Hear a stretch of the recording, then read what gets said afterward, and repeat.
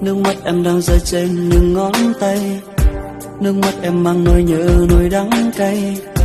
Khi những yêu thương em trao cho ai tan thành mây như hôm nay. Bối rối tôi đang bên em tai lắng nghe, muốn giữ đôi vai đang run trong tái thế.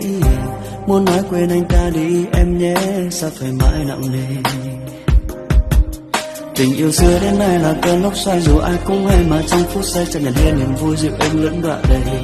Yeah, vào nơi tôi có khi điều đang giấu đi chẳng hề khác, chỉ giọt nước trên mi em rơi.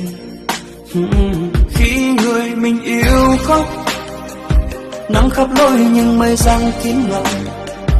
Mất người em say đắm, hẳn là quá khổ tâm. Khi người mình yêu khóc, tôi cũng đớn đau, tôi cũng đớn đau. Bao ngày dài trông ngóng, chỉ còn biết hy vọng.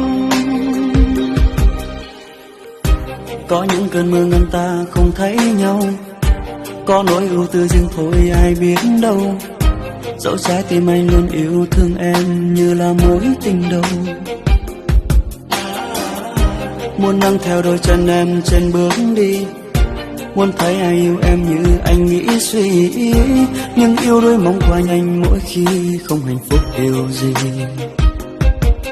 Tình yêu xưa đến nay là cơn lốc xoáy, dù ai cũng hay mà trong phút giây chẳng nhận hết niềm vui dịu êm lẫn đoạn đầy. Yeah, vào nơi tôi có khi điều đang giấu đi chẳng hề khác, chỉ giọt nước trên mi em rơi.